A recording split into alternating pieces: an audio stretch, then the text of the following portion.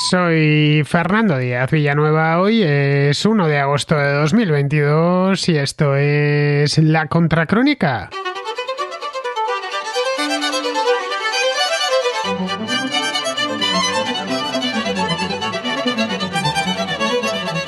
El Producto Interior Bruto de China registró una contracción del 2,6% en el segundo trimestre de este año, respecto al trimestre anterior, cuando se apuntó un crecimiento del 1,4%.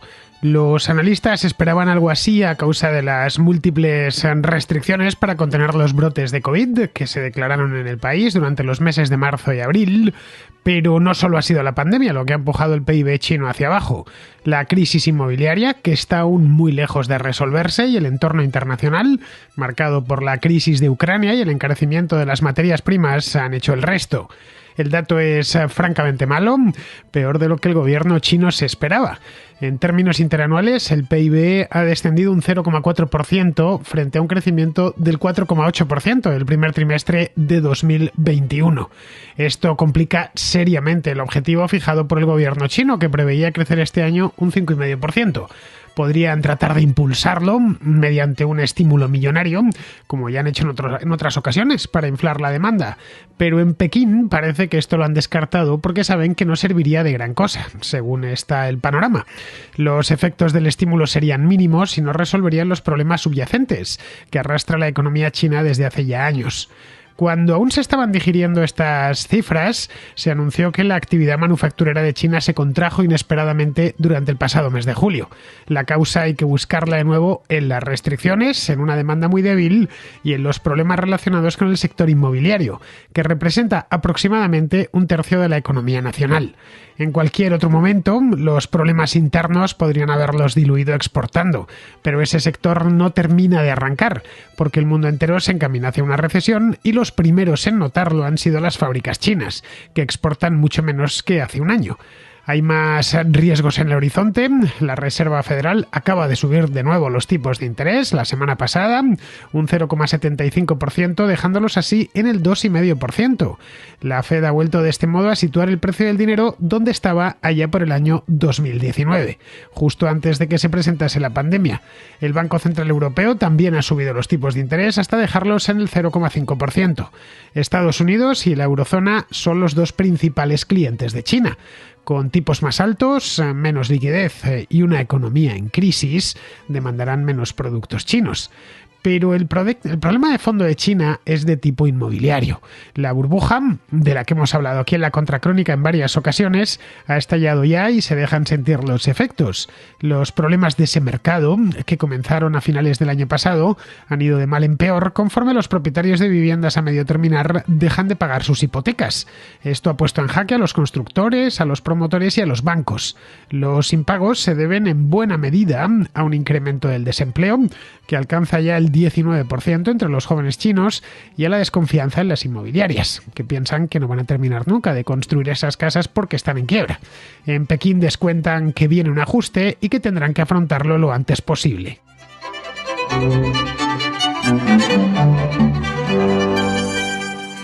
La semana pasada el gobierno chino reconoció a su manera, es decir, sin decirlo con estas palabras, porque en China el arte del sobreentendido es eso mismo, es todo un arte, pues reconocieron que el país no alcanzaría el objetivo de crecimiento del PIB marcado para este año. El objetivo de crecimiento, como os dije antes, es del 5,5%. No van a llegar ni en broma.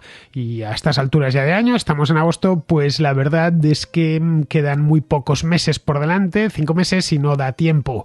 Tendría que ser casi un milagro. Eso sí, insistieron en que no cambiarían ni una coma de su política de COVID-0, que ha condenado a las ciudades chinas a confinamientos intermitentes. Se siguen produciendo confinamientos en China y estamos, ya digo, en agosto, y todo tipo de restricciones a la movilidad durante los últimos meses. Bueno, durante los últimos 2 años, pero nos han llamado la atención los de los últimos meses porque precisamente esa pesadilla en Occidente y en el resto del mundo ya ha terminado. El Politburó del Partido Comunista, que es un órgano importantísimo, compuesto por 25 miembros, que preside Xi Jinping, en el que se formulan las políticas a seguir, dijo en un comunicado, esto fue el jueves pasado, después de su reunión económica que tienen cada 3 meses, que intentarían mantener la economía funcionando, y esto es textual, dentro de un rango razonable. Así es como lo dijeron. Esto para la segunda mitad del año, en la que ya nos encontramos, por cierto. También pidieron a las provincias, económicamente más fuertes, como puede ser Cantón, por ejemplo, que es la más grande del país y también la que tiene una renta más alta, o Jiangsu o Shandong, a esforzarse por alcanzar sus objetivos de crecimiento anual. El hecho es que, al margen de lo que espere el Politburó chino, de sus provincias más ricas y más dinámicas, pocos son los analistas que creen que China sea capaz de crecer lo que estaba previsto. Es poco menos que imposible, es decir, en torno al 5,5%. El 5,5% está eliminado hasta por el propio gobierno, y algunos, los más optimistas, pues hablan de un 5%, de quizá un 4,6%, un 4,7%, y eso al menos conseguirían salvar la cara. Durante el primer trimestre, la economía china solo creció un 0,4% interanual, el primer trimestre del año. Y desde entonces las cosas no han hecho más que empeorar, tanto dentro de China como fuera de China.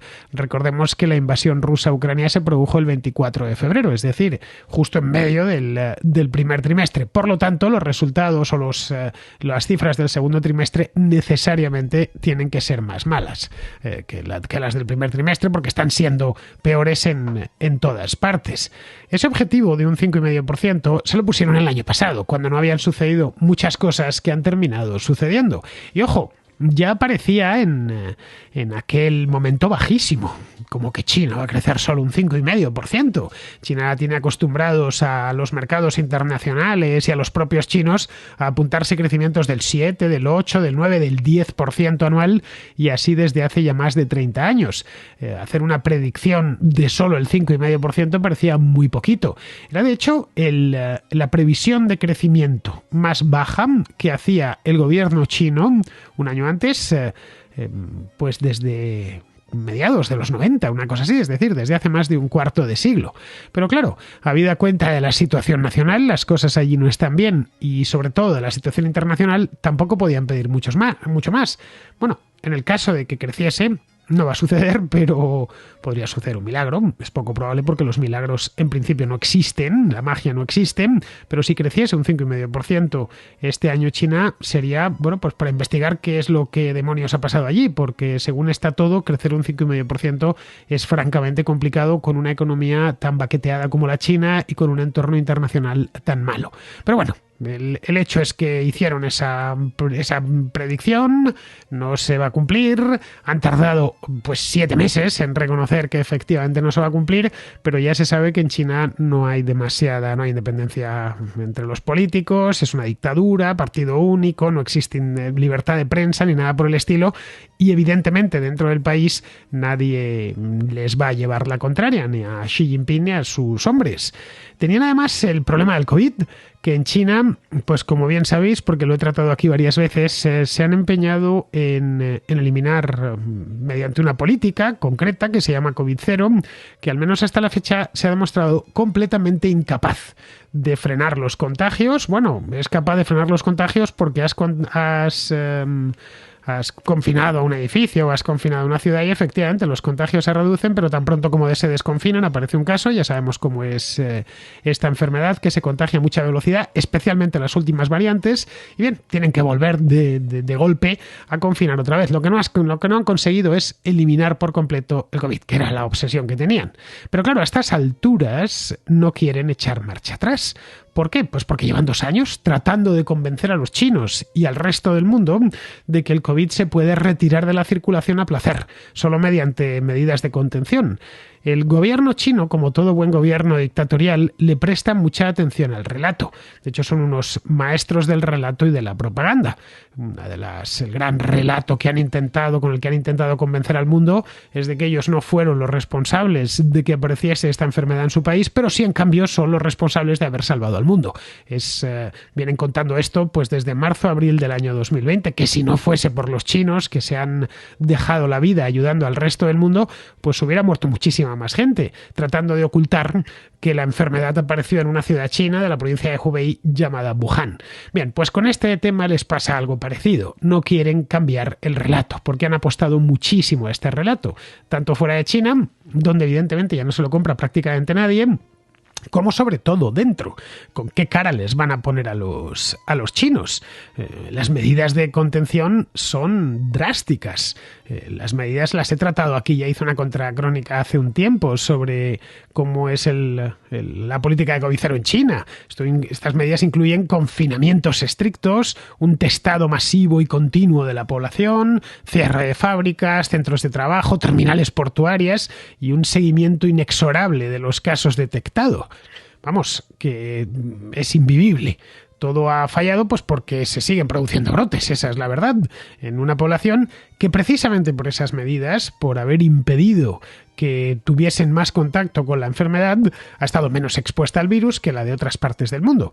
Tiene una seroprevalencia muy baja, unas vacunas, las vacunas chinas, que son y se han demostrado menos efectivas que las occidentales, y a pesar de ello el gobierno chino no ha permitido que vacunas como la de Moderna o la de Pfizer, que son técnicamente muy superiores a la china, la ciencia europea y estadounidense sigue siendo muy superior a la ciencia china, por más que los prochinos se empeñen en lo contrario. Bien, pues con esas vacunas, una seroprevalencia mucho más baja, pues claro, ¿qué pasa? Cuando se detecta un brote, se extiende como la pólvora por una ciudad o por un barrio y hay que tomar medidas. Bueno, tienen que aplicar el protocolo que ellos mismos crearon, aplicar medidas que congelan la actividad económica local.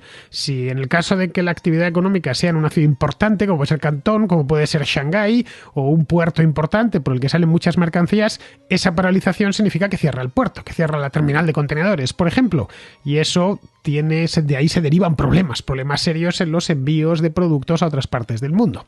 Bien, si a los problemas derivados de la política COVID-0 le añadimos la guerra en Ucrania y su corolario de catástrofes económicas, como el incremento en los precios de las materias primas, especialmente el gas natural y el petróleo, pero no solo, o la recesión, que llama ya a la puerta, a golpes sonoros en Occidente, el panorama no puede ser más negro para el gobierno chino. Las reuniones económicas del Politburó, como os decía antes, son trimestrales. La última vez que se reunieron fue en el mes de abril. En aquel momento aún mantenían cierto triunfalismo. El triunfalismo es muy propio del régimen chino, que como todo buen régimen dictatorial tiene que transmitir a la población que allí no pasa nada malo y que si pasa algo malo no ha sido culpa suya y que ellos al contrario están ahí para solucionarlo, para solucionar un problema que ellos no han creado. Bien, en aquel momento se exhibían triunfantes y hacían votos por cumplir en abril, estoy hablando, a pesar de que el primer trimestre había sido lamentable, había tenido un crecimiento del 0, no llegaba ni al 0,5%. Bien, hacían votos por cumplir la meta de crecimiento del PIB. Bien, en la reunión de la semana pasada ya ni siquiera nombraron la cifra. Ya no dijeron lo del 5,5, que lo repitieron y lo martillaron mucho el año pasado, a finales de año. Sabedores, pues claro, de que no iban a poder cumplirla. Y eso luego, a la hora de darlo en la prensa local, en las televisiones locales, pues es más complicado. A lo más que llegaron fue a decir que se esforzarían por conseguir los mejores resultados posibles, y esto es textual, y que mantendrían, como os decía antes, un desarrollo económico dentro de un rango razonable. Cuando no saben qué decir, pues se van a estas cosas difusas, como si vamos a crecer pero de una forma razonable. En fin, a saber lo que ellos consideran un rango razonable. No sé, quizá un 1% razonable o quizá menos, porque en el primer trimestre el crecimiento fue muy poco razonable, o quizá ese 0,4% para el gobierno chino es razonable, o quizá de crecer directamente también es razonable. No se les puede llevar la contraria, de tal manera que la información, dentro de casa al menos, la manejan a su antojo. Fuera de China, donde podemos opinar libremente y donde podemos hacer análisis honrados sobre los datos, las cosas no pintan demasiado bien.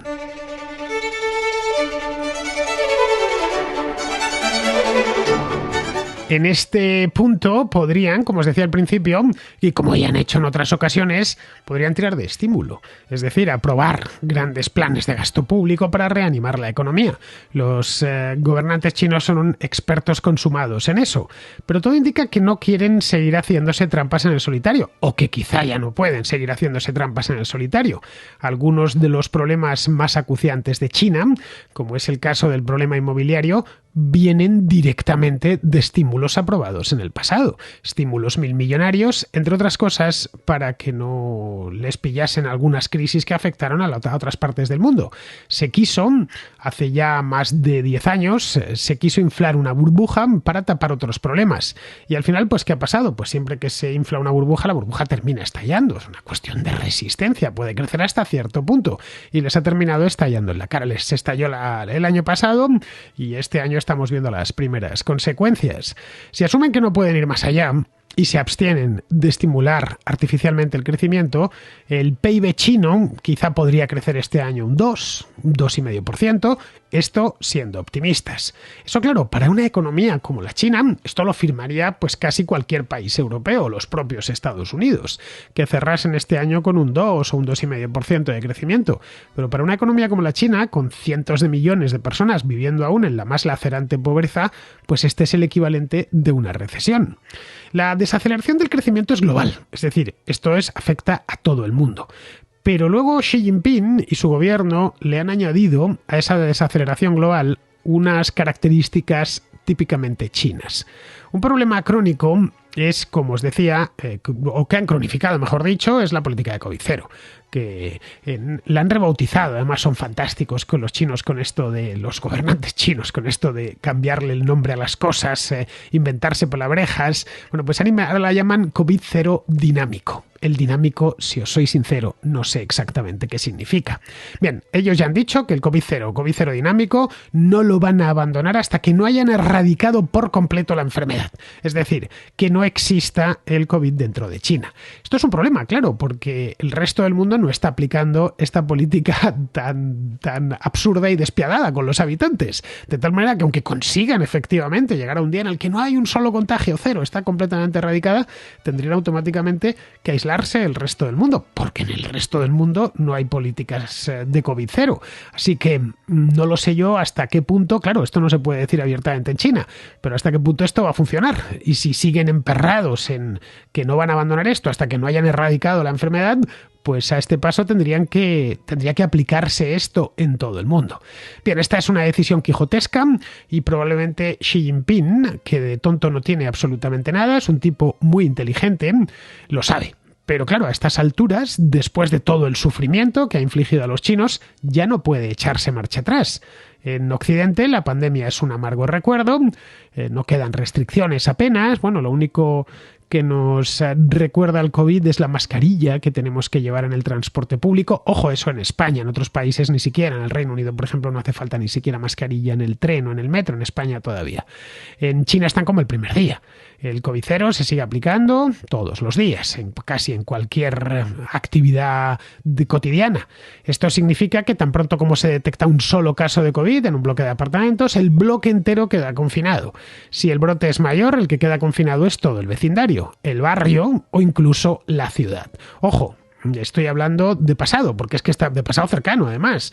Puro pretérito imperfecto, porque son cosas que han sucedido hace poco y que están sucediendo en estos momentos. Esto tiene como consecuencia, aparte de la desesperación de los propios chinos, que las fábricas y lugares de trabajo o cierran por completo o su actividad se reduce a la mínima expresión. No hay cosa que tema más el chino de a pie que se detecte un caso de COVID en el edificio en el que vive, porque su vida sabe que cambiará de forma drástica y que cambiará de forma drástica para peor. Estos confinamientos suponen además una tragedia económica, porque han impactado directamente en la producción y en las exportaciones. En el extranjero, a sabiendas de los retrasos en las entregas, pues muchos están replanteando los pedidos. Saben que lo que tengan que pedir a China, si antes tardaba 18 días o 21 días, pues ahora se puede demorar 3 meses y ya no compensa tanto. Lo mismo sucede con los inversores, que hasta que esto no termine prefieren no invertir un solo dólar en China por miedo a perderlo. Un lugar donde te pueden cerrar una fábrica por cualquier cosa, donde pueden decirle a tus empleados que se vayan a su casa porque ha habido un caso de COVID. Bien, pero bueno, este del COVID cero es solo parte del problema. La implosión del mercado inmobiliario chino sigue su curso. Os di las primeras pistas el año pasado, en el mes de octubre, volvimos a hablar de esto en noviembre, luego posteriormente ya este año hemos hablado de la burbuja inmobiliaria china, la represión de la especulación inmobiliaria que comenzó en 2020, el año de la pandemia, ha terminado sustanciándose en una crisis mucho más grande que afecta ya a todos los jugadores de este mercado. La lista de constructores y de promotores que o han quebrado, o están a punto de hacerlo, o están con respiración asistida, pues no hace más que crecer. Esto ha hecho caer el valor de los inmuebles y está exasperando a los compradores. En China, como había una demanda tan fuerte de vivienda, era habitual, como sucedió durante una parte de la burbuja inmobiliaria en España. Bien, ayer era habitual, claro, con números chinos, estamos hablando de siempre, todo se mide en millones, decenas o cientos de millones en ocasiones. Era habitual comprar las viviendas sobre plano, es decir, mucho antes de que se hubiesen empezado a construir. Y luego ya empezar a pagarlas cuando aún no se habían construido. El que ya estaba pagando la hipoteca veía cómo se construía su casa si es que quería ir hasta allí. Bien, pues muchos de los constructores que han presentado la quiebra han dejado un montón de obras a medio terminar. Están las ciudades chinas llenos de edificios de puro esqueleto, puro armazón, que se ve desde fuera y que aquello, la maquinaria no se mueve, la grúa está parada, y esto ha llevado a muchos compradores a dejar de pagar la hipoteca. Lo cual es lógico, a pesar de que han llegado a un acuerdo con el banco, dicen, pero es que esto lleva 3 o 4 meses parado o más y yo sigo pagando, oiga, usted aquí y me voy a quedar sin casa, ¿no? Son apartamentos a medio construir. Muchos temen, además, con toda la razón del mundo, que se queden así durante años. Algunos de los que han dejado de pagar su hipoteca no se han conformado con hacerlo, es decir, con dar órdenes a su banco de no pagar más, de no atender ni una letra más, ¿no? Han salido a la calle. Bueno, si ha sido el mismo banco el que les ha concedido la hipoteca, en ese caso se pueden ir olvidando porque el banco lo primero que agarra es eso. Pero en fin, muchos han salido a la calle y se han plantado con pancartas en las puertas de las sedes centrales de las constructoras, que suelen estar en los centros de las ciudades, para quejarse ruidosamente, hacer una manifestación no de contenido político, pero sí de, oiga, que estamos aquí pagando esto desde hace un montón de tiempo y ustedes no avanzan en la obra y estamos hartos y vamos a dejar de pagar. China es el país de la paz social, no lo olvidemos. Allí, según el gobierno, nadie se queja porque todo el mundo es feliz. China crece y los chinos se benefician con abundante empleo, disponibilidad de vivienda nueva, automóviles y, bueno, todo tipo de bienes de consumo. El sueño chino ese sueño chino que vende Xi Jinping desde hace unos años, consiste esencialmente en eso. Y el gobierno lo sabe. Les dice a los chinos, libertad no vais a tener, no se van a respetar los derechos humanos, no va a haber libertad de expresión, ni nada que se le parezca, no vais a poder elegir al gobierno nunca, pero a cambio nos va a faltar una casa, nos va a faltar un vehículo para ir de aquí para allá, una motocicleta o poder salir de viaje. Bien, muchos chinos que vienen de la pobreza más abyecta no les parece mal. Además, no conocen otra cosa. Bien, pues esto en un país así, que parezcan hipotecados en el centro de las ciudades protestando porque pagan viviendas con las obras paradas, no es algo admisible, ya que rompe con el relato de prosperidad para todos que vende el partido, el famoso sueño chino. Los gobiernos locales lo que han hecho es reprimir con dureza las manifestaciones contra las constructoras para que no cunda el ejemplo, para que no aparezcan otros y digan, pues mira, me voy a manifestar yo también porque estoy harto y al final estos que se han manifestado no les ha pasado nada. Para los gobiernos locales, además, que no se termine un edificio es la peor noticia posible y eso afecta directamente a su presupuesto. Esa es la razón por la cual cada vez que un constructor declara la quiebra y no continúa una obra, significa que ven esfumarse un montón de yuanes. Sin viviendas, los ingresos municipales se resienten muchísimo. Las ciudades chinas son adictas a la construcción y, bueno, por eso no se para de construir, por eso y por muchas cosas más desde hace 30 años. Más preocupante aún es la situación de los proveedores de las constructoras. Por lo general, pues empresas pequeñas que tienen en cartera cantidades ingentes de pagarés emitidos por las propias constructoras, que en el sistema financiero chino, que tiene algo de salvaje, tiene un bastante de salvaje, hacen a menudo las veces de dinero en efectivo y se intercambian como tal. Si se evapora la confianza en esos pagarés, los daños se dejarán sentir en el acto. La semana pasada se rumoreó que el gobierno central está estudiando un rescate del sector inmobiliario valorado entre 40 y 50 mil millones de dólares. A mí personalmente me parece poco para el roto que hay hecho allí, pero bueno, el dinero se canalizaría a través de bancos estatales que adquirirían proyectos inmobiliarios sin terminar para poder terminarlos, entregárselos a los propietarios y que así sigan abonando la hipoteca mensualmente. Las viviendas no vendidas pues se podrían alquilar. Del alquiler ya se encargaría el propio gobierno. Esto sería coherente con la intención de Xi Jinping de valerse de esta crisis para colocar buena parte del sector inmobiliario en manos del Estado. Pero claro, no resuelve el problema de fondo, que no es otro que el apalancamiento brutal que la economía china tiene con el mercado inmobiliario. Buena parte del ahorro nacional se ha ido en ladrillo, y ese ladrillo cada vez vale menos. Seguramente no le quede más remedio que tirar de recetas ya conocidas, como el gasto en infraestructuras, algo que ya hizo Hu Jintao hace unos años tras la crisis de 2008. Se estima que el gobierno tiene ya preparado billón con B, de dólares para gastar en construcción de cosas variadas, de carreteras, de ferrocarriles, de puentes, de puertos y demás. Ese billón, por supuesto, se financiaría contra deuda. Podría estimular el PIB durante un tiempo, pero a costa de que la montaña de deuda siga haciéndose más y más alta. Es posible que Xi Jinping esté pensando en el corto plazo y en clave de supervivencia personal. Dentro de unos meses, seguramente en noviembre, no se conoce todavía la fecha definitiva, se celebrará el 20º Congreso del Partido Comunista Chino. Ya os lo he recordado aquí en La Contra en más de una ocasión. De este congreso emana el secretario general y el del partido, y la propia composición del Politburó. Del Politburó luego sale el presidente del país.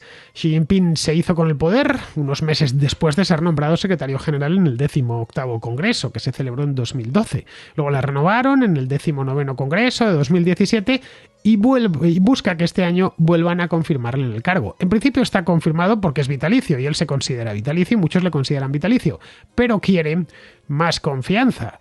Con una crisis económica de imprevisibles consecuencias, es posible que los jerarcas del partido se lo piensen dos veces o simplemente le den un toque.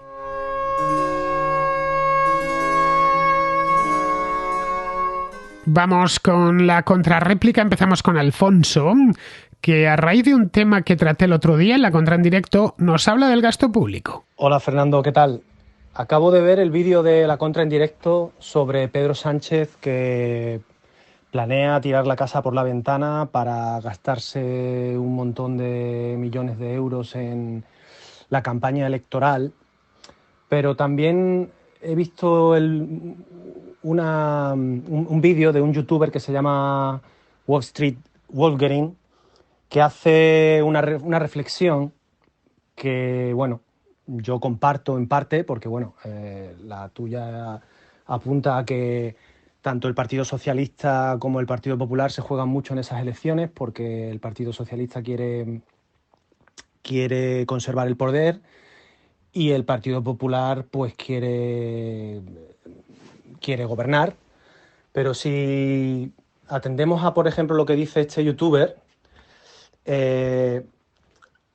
los próximos años van a ser años muy complicados y aparentemente, corrígeme si me equivoco, habrá que hacer recortes y ajustes presupuestarios, y si lo pensamos, si es el Partido Popular el que gana las elecciones, que será lo más probable, se va a comer un marrón importante.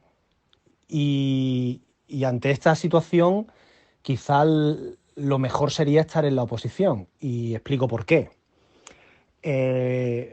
Si el Partido Popular está en el gobierno y hace todos estos recortes, que aparentemente Europa va a pedir que hagamos, pues bueno, el Partido Socialista desde la oposición lo único que va a tener que hacer es desgastar al gobierno pues con todas sus terminales mediáticas, sacando los sindicatos a la calle y ligando al PP pues eso, a los recortes, a la derecha fascista que está menoscabando el estado de bienestar.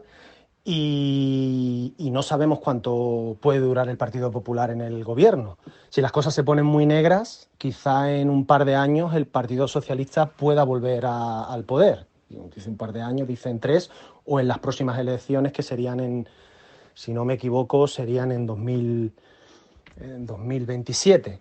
Entonces, la reflexión que hace, por ejemplo, este youtuber es que quizá, no sé si tú la compartes, pero quizá sería mejor que el Partido Socialista se quedara en el gobierno y fueran ellos los que se comieran el marrón, un marrón que por otra parte ellos mismos han creado, y que fuera el Partido Socialista el que hiciera todos esos recortes y se convirtiera en la diana del descontento social. Según este youtuber, eso significaría el entierro absoluto del Partido Socialista de una vez por todas.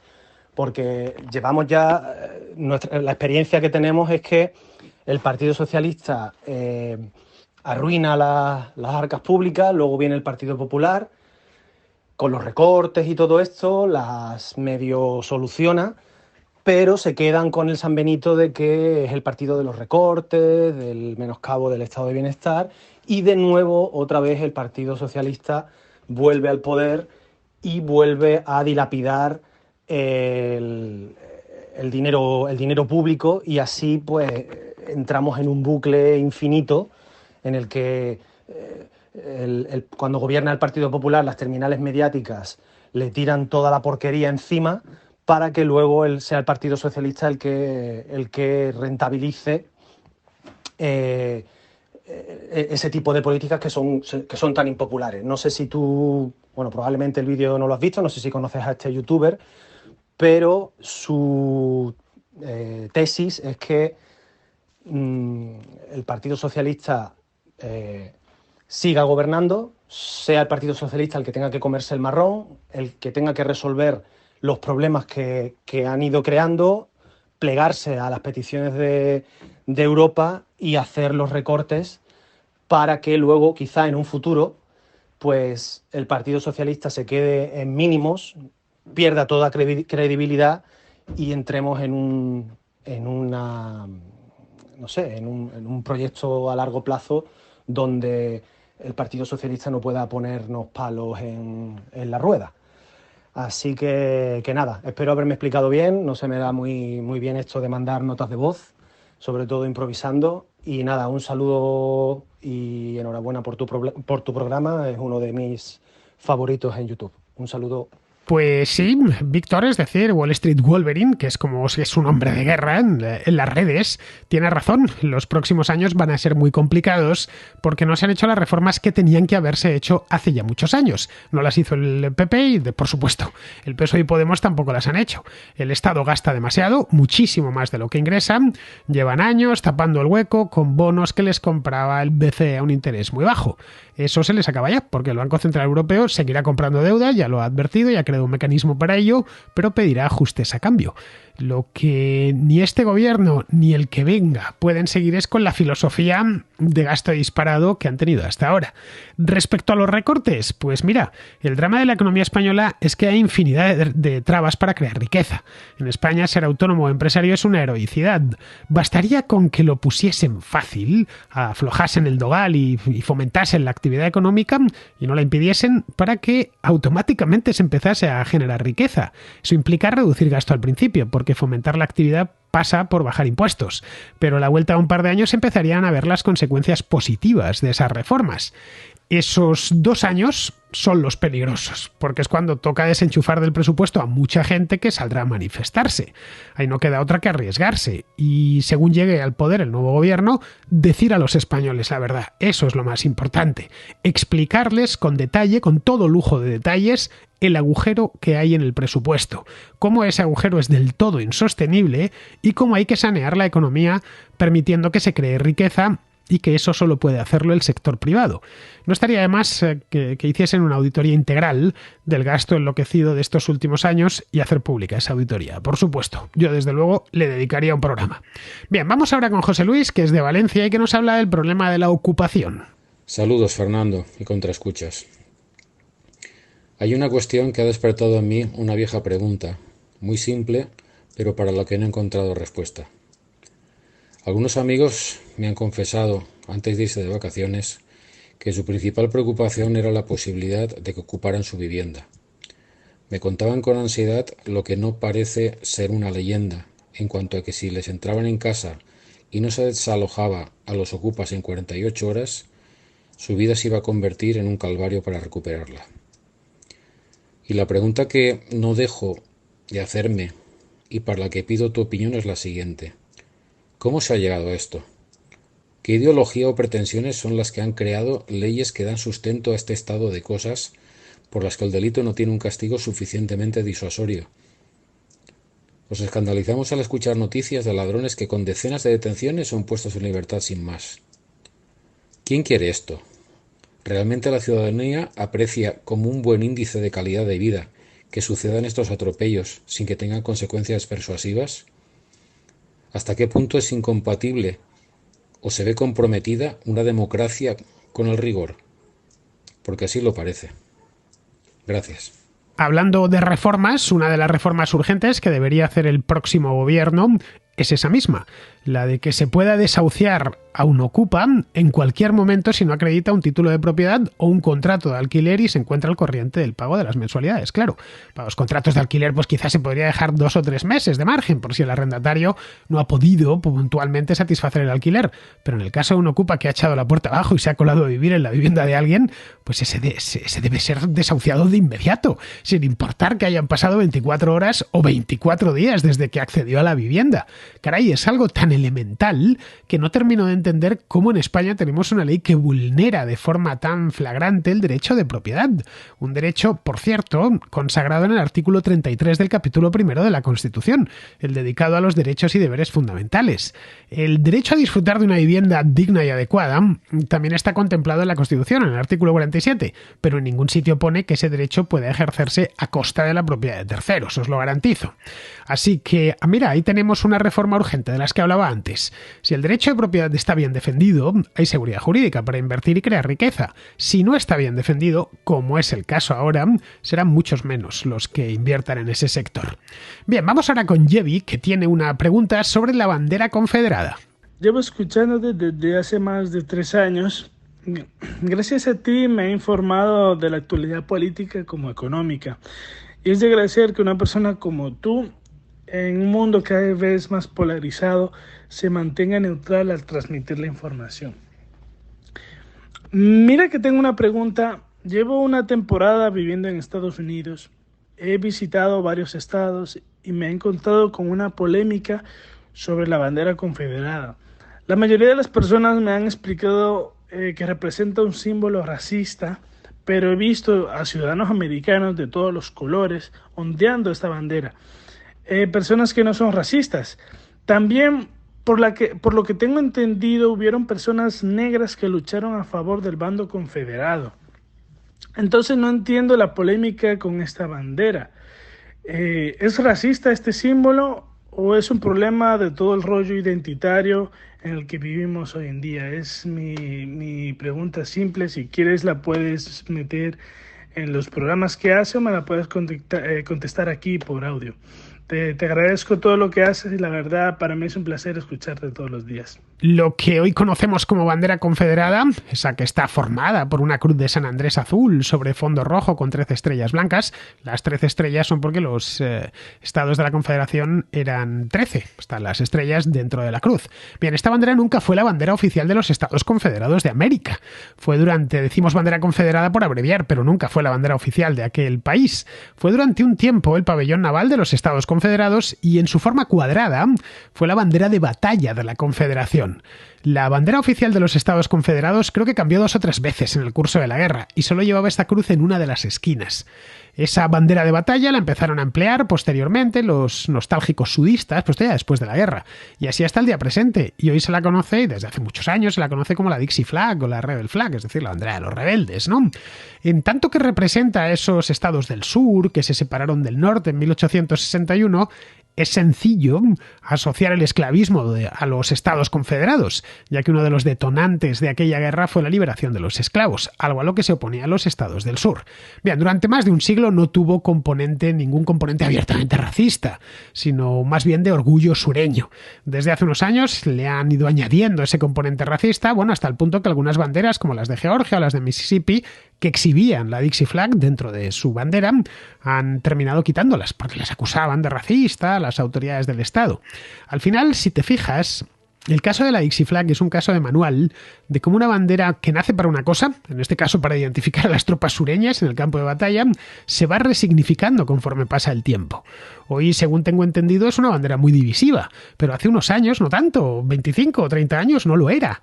Muchas estrellas del rock la exhibían sin problemas, aparecían en las películas, y era de hecho uno de los símbolos del sur, que uno pues se lo ponía en una camiseta y no tenía ningún problema en llevarlo. De hecho, si uno iba a Atlanta, al aeropuerto de Atlanta, porque tenía que hacer un tránsito ahí, Podían comprar en el aeropuerto, en las tiendas de souvenirs, comprar un pin, un imán para el frigorífico, con la bandera, una gorra, sin que a nadie le pareciese mal. Es más, podía ser que el dependiente que te la vendiese o el dueño de esa tienda fuese incluso negro sin que pasase nada, ¿no?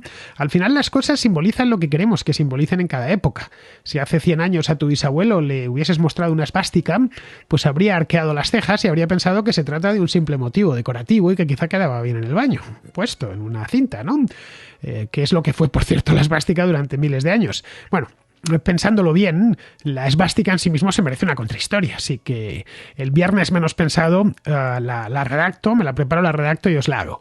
Bien, nosotros vamos a ir terminando, no la contrahistoria, sino la contracrónica. Vamos con Pizarro, que nos habla de Ucrania y sus problemas con el trigo. La palabra de un político déspota que tolera a Turquía, desprecia a la ONU y no reconoce a Ucrania, vale inversamente a la ingenuidad del firmante. El drama ucraniano supera cualquier drama no ucraniano. Mueren en una guerra que no pueden ganar y sus dudas andan en cuándo el territorio que les quede será gobernado por un títere de Moscú o por un títere de Occidente. Si lo del trigo empeora mucho, podría acortar los plazos. Un cordial saludo de Pizarro. Y hasta aquí, queridos amigos, llega la contracrónica de hoy, que es el primer día de agosto. Nos queda todo el mes por delante. Yo trataré de estar, si no todo el mes, prácticamente todo el mes. Ya sabéis que me gusta mucho acompañaros durante las vacaciones. Así que me despido de todos vosotros. Hasta mañana.